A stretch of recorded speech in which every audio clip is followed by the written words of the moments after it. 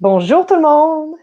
Bonjour à toutes et à tous. Donc, je suis Pierre Collin, je suis cofondateur et instructeur chez Chrysalis Camp et je vous retrouve aujourd'hui, comme tous les mercredis à 13h, avec notre ami coach Fallon Jean, leader en puissance. Aujourd'hui, je vais vous parler de l'importance du discours interne en me servant d'une analogie souvent développée par Mark Divine. C'est celle des deux loups qui résident en chacun d'entre nous. Puis je laisserai la main à Fallon pour continuer la discussion sur les pensées limitantes. Donc pour celles et ceux qui ne le connaissent pas encore, Mark Divine, c'est un commandant des Navy SEALs à la retraite. C'est l'auteur de best-sellers pour le New York Times. Il est aussi fondateur de diverses entreprises qui font plusieurs millions de dollars. C'est un artiste martial dédié, c'est un professeur de yoga assidu et c'est également l'animateur du podcast Unbeatable Mind qui a récemment été classé numéro 1 des podcasts santé sur iTunes et qu'on écoute assez souvent avec Benoît. On vous le conseille fortement. Deux de ses derniers livres, d'ailleurs, qu'on vous conseille aussi beaucoup, ça va être Unbeatable Mind, forger la résilience et la ténacité mentale pour réussir à un niveau d'élite, et Staring Down the Wolf, 7 engagements de leadership qui forgent des équipes d'élite. Donc, cette image des deux loups qui se disputent en fait notre énergie et notre attention interne, dont parle Mark Divine dans beaucoup de ses podcasts et dans beaucoup de ses livres, ça fait partie à la base de la culture des peuples autochtones d'Amérique du Nord. Est-ce que ça te dit de quoi, toi, Fallon? Cette métaphore des deux loups, La ça... métaphore, oui. Ouais. Je pensais le truc des peuples autochtones. Non, Mais oui, la métaphore, je la connais, oui. Et pour Mark Divine, est-ce que tu avais déjà entendu parler de ces livres, toi? Oui, mais le deuxième, je l'ai pris en note, je ne le connaissais pas. D'accord, ouais, ben, il est tout nouveau, là. Il vient de cette année, là. Je crois qu'il est sorti il y a 2 mois. Donc, j'ai commencé à l'écouter. Il est vraiment très, très bien. Je vous le conseille fortement. Donc, pour en revenir à nos deux loups, qui sont-ils? Il y a le loup de l'amour qui réside dans notre cœur, selon cette légende, et le loup de la peur qui réside dans nos têtes. Le loup que l'on nourrit le plus, ça va devenir le plus fort et c'est lui qui va dominer notre être. Le loup de la peur, ça va être le loup qui est le plus actif et le plus affamé. C'est lui qui est désireux de nous faire croire que c'est le loup le plus important. Le loup de l'amour et du courage, quant à lui, il va être docile, aimant et généreux, et il va s'effacer devant le loup de la peur parce qu'il déplore le conflit. Notre esprit a cependant tendance à graviter vers cette énergie négative, et elle est constamment alimentée par un régime régulier de nouvelles et de conversations basées sur la peur. Elle est si répandue qu'on la remarque parfois même plus et qu'on n'arrive même plus à se dire « Ah tiens, ça c'est de l'énergie négative ». Donc juste pour vous donner quelques exemples de schémas de pensée négatifs qui peuvent apparaître assez fréquemment dans nos esprits, le fait de se dire « Je suis trop fatigué pour continuer ». Donc le fait de penser qu'on a un manque d'entrain, ça va faire que augmenter ce manque d'entrain. Le fait de se dire « Je ne peux pas faire ça », une expression de faiblesse au final. Ou le fait de dire, ça les Québécois, vous utilisez beaucoup ça, je suis pas capable de faire ci, de faire ça. Mon fils qui a 4 ans, qui commence à me dire assez souvent, ah, je suis pas capable de faire ci, je suis pas capable de faire ça. Je lui dis, non, arrête, t'as pas envie. Au moins, sois honnête, c'est que t'as pas envie, c'est pas que t'es pas capable. Donc, le problème de dire ce genre d'expression, c'est que ça nous cause des fausses barrières mentales. Au final, on commence à y croire qu'on n'est pas capable de faire ci ou de faire ça. Le fait aussi de dire, oh, ben, cette personne-là est arrogante, ou elle est ci, ou elle est ça. Le fait de critiquer, de juger autrui, en fait, au final, ça va être négatif. Ça va aussi permettre d'alimenter ce mauvais loup, même si parfois on sent que la critique peut être justifiée. Donc maintenant que vous avez peut-être pu comprendre un peu mieux ce que sont ces pensées limitantes, on va voir 3 étapes pour les contrer.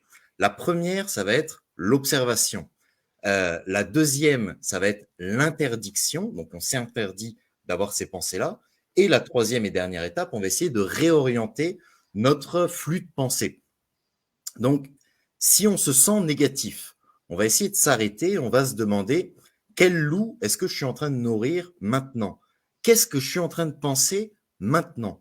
Donc ça va être un appel à l'action pour aller à la deuxième étape, donc l'étape d'interdire une pensée négative. Voilà un exemple de déclaration d'interdiction.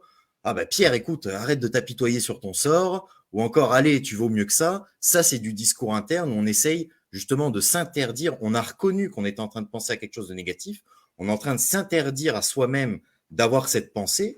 Et là, on va passer à la troisième étape. On va essayer de réorienter nos pensées. Donc, une fois qu'on s'est interdit cette pensée négative, comme je vous ai dit, on va rediriger notre esprit avec une énergie positive. Et cette réorientation, elle va consister à penser activement et à agir physiquement dans la direction de l'état souhaité. Donc, par exemple, on peut se dire, allez, je peux le faire, I got it, ou encore, ma préférée, bring it, baby. Donc, les processus d'observation, d'interdiction et de réorientation, ils peuvent se dérouler pratiquement simultanément, mais ils se font quand même dans cet ordre chronologique que je viens de vous citer. Donc, pour toi, Fallon, est-ce que tu peux nous dire ce que tu penses par rapport aux pensées limitantes? Est-ce que tu as des astuces, justement, pour essayer de les contrer? Oui, tout à fait. En fait, c'est presque ce que je coach au quotidien parce qu'en même temps, bon, je coach des entrepreneurs, des athlètes, ce qui fait en sorte que même si tu as toutes les stratégies efficaces du monde entier pour atteindre tes objectifs, si ce qui se passe ici n'est pas contrôlé, à toutes les fois que tu vas être juste sur le bord d'atteindre ton objectif, tu vas retomber parce que le cerveau, il est hyper fort. On a quand même plus de 60 000 pensées par jour dans le cerveau. Fait que si tu ne prends pas conscience de ces pensées-là, évidemment, on n'est pas conscient des 60 000, sinon on virait fou.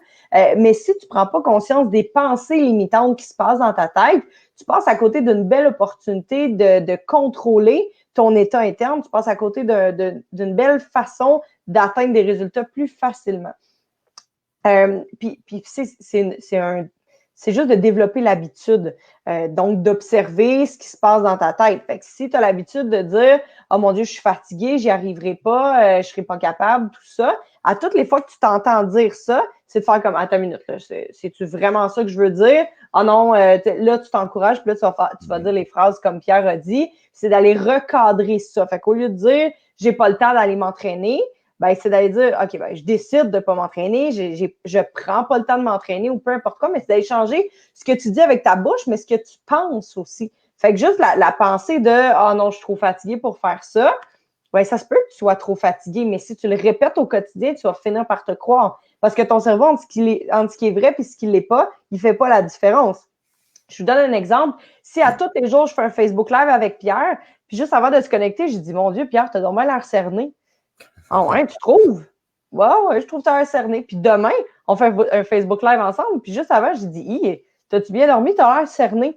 2 semaines comme ça, tous les jours, à lui dire qu'il a l'air fatigué, je vous garantis que dans 2 semaines, il va tellement me croire qu'il va m'appeler, il va dire, pour vrai, Fallon, on ne peut pas faire de live ensemble. Finalement, pour vrai, je suis au bout, je suis en burn-out, je pense, écoute, il y a de quoi qui ne marche pas parce que je vais lui avoir ancré la pensée qu'il est trop fatigué.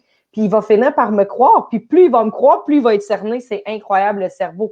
Fait que faites attention à ce que vous vous dites parce que c'est vous qui décidez de vos pensées. Oui, on ne peut pas tout contrôler. Par contre, il y a une certaine partie que moi, je trouve que c'est important de prendre ses responsabilités, d'aller contrôler ça.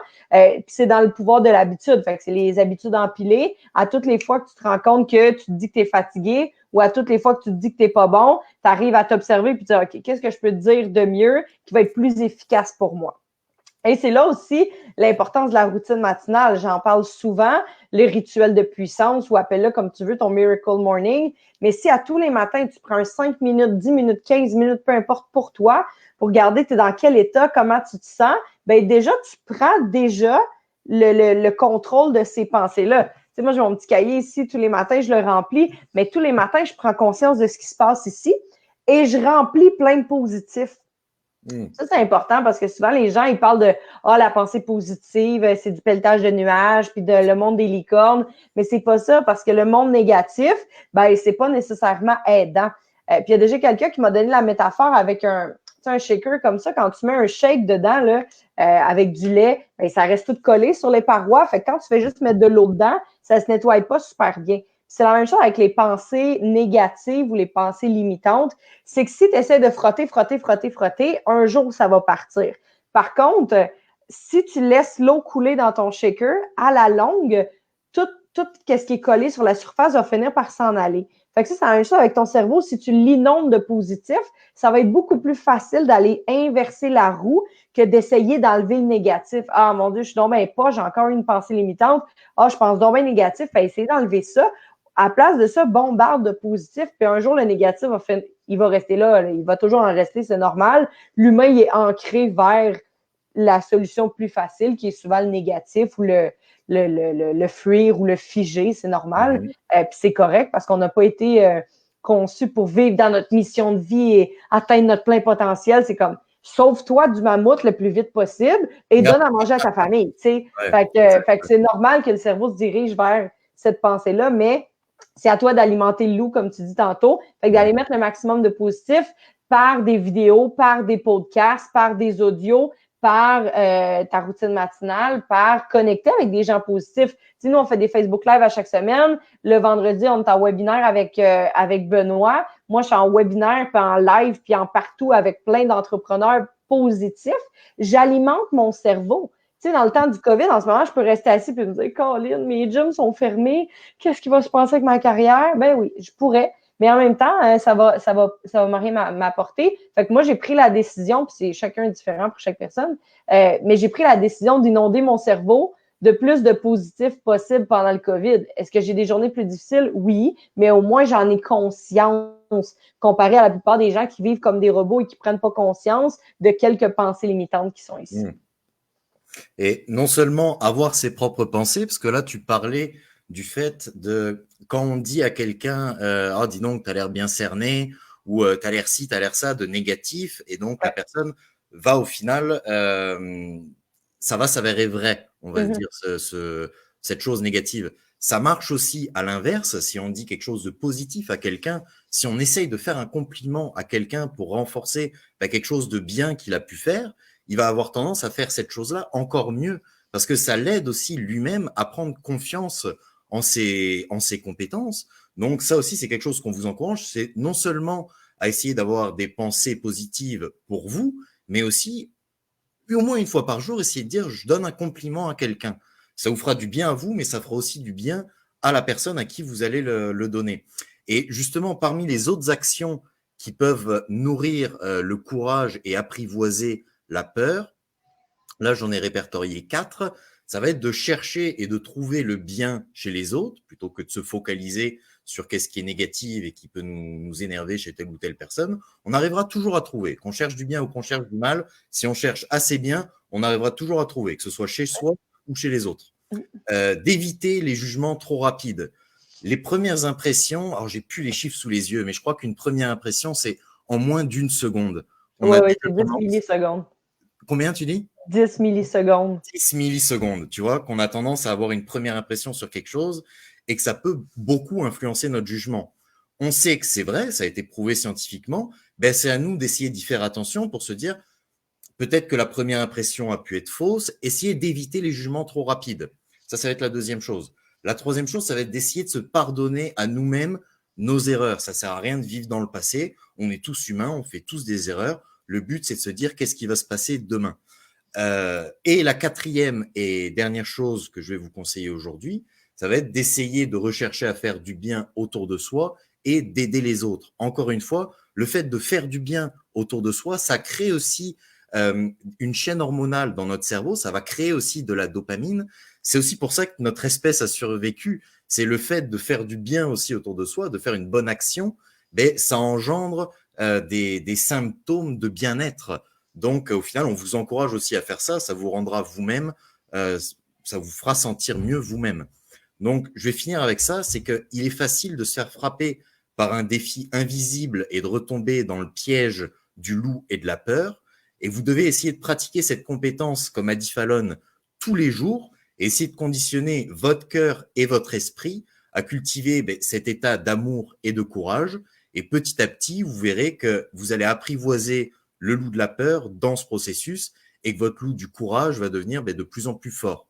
Donc, essayez d'utiliser ces informations et la pratique quotidienne pour commencer à développer cette compétence afin qu'elle puisse devenir automatique. Après cette vidéo et lors des prochains jours, essayez de vous demander fréquemment quel loup est-ce que je suis en train de nourrir en ce moment. Donc, Fallon, est-ce que tu aurais un petit mot d'encouragement pour conclure ce live, s'il te plaît? Ben, j'ai envie de dire que c'est valide pour les enfants aussi. Tu sais, toi, Pierre, tu as des enfants. Tu sais, d'aller le dire à vos enfants, de faire la métaphore du loup. Et d'ailleurs, il y a Dani Beaulieu sur son site web, là, regardez ça sur Google, elle fait plein de techniques d'impact. Puis elle a justement la technique d'impact de coaching, comme les deux loups, mais c'est deux oursons, pour voir où est-ce que tu mets tes sous. Est-ce que tu les mets dans l'ourson qui est négatif ou dans l'ourson qui est positif, pour faire comprendre à l'enfant l'importance de ça aussi. Puis j'ai envie de vous dire que c'est une grosse part de votre responsabilité de prendre conscience de ces pensées-là. C'est un choix d'être positif au quotidien et c'est aussi un choix, conscient ou non, d'être négatif au quotidien, tu sais. Fait que si tu te sens pas bien à l'intérieur de toi, ben peut-être te poser la question, qu'est-ce que je peux faire de mieux à partir de maintenant pour aller plus vers les pensées aidantes pour moi au lieu de toujours me rabaisser moi-même. Parce que là, on pourra en parler toute la journée d'estime de soi puis tout le kit. Mais tu sais, c'est pas aidant. Apprends à devenir ton meilleur ami, ton meilleur allié, au lieu de tout le temps dire que t'es pas capable, que t'es trop fatigué, que tu y arriveras pas, que t'es pas assez bon. Apprends à contrôler ces pensées-là. C'est bon pour l'estime, c'est bon pour le courage, c'est bon pour la confiance, c'est bon pour la bonne humeur en plus. Fait que vous avez toutes les bonnes raisons d'adopter les pensées aidantes au lieu C'est de ça. limitantes. Et vous découragez pas si vous avez du mal à le faire. C'est comme tout, c'est une nouvelle habitude, ça prend du temps Mais oui. à prendre place. Moi, j'avais lu, c'était 21 jours que ça prenait pour essayer qu'une routine devienne plus habituelle, plus autonome, automatique, on va dire. Donc, dites-vous, tous les jours, il va peut-être falloir vous forcer au début à essayer de reconnaître ces pensées négatives, à essayer de les changer au fur et à mesure. Mais plus vous le faites, plus ça va devenir facile, plus ça va devenir automatique. Donc, vous découragez pas, même si c'est difficile au début. Je vous garantis, ça va vous aider à la longue. Donc, merci beaucoup en tout cas d'avoir été, de nous avoir suivis pour ce live. On vous retrouve avec Fallon et avec Benoît pour notre dernière première édition de notre webinaire qui sera ce vendredi à 13h. Je vais vous mettre le lien pour vous inscrire dans la description de cette vidéo. Et à partir de la semaine prochaine, ceux qui ont déjà suivi notre premier webinaire, on vous invite à vous inscrire aussi donc à partir de vendredi de la semaine prochaine pour notre deuxième édition de notre webinaire dans lequel on essaiera de continuer ce qu'on a déjà pu vous apprendre dans la première édition. Donc encore merci à toutes et à tous, passez une très bonne journée et on se retrouve très bientôt. Bye! Bye!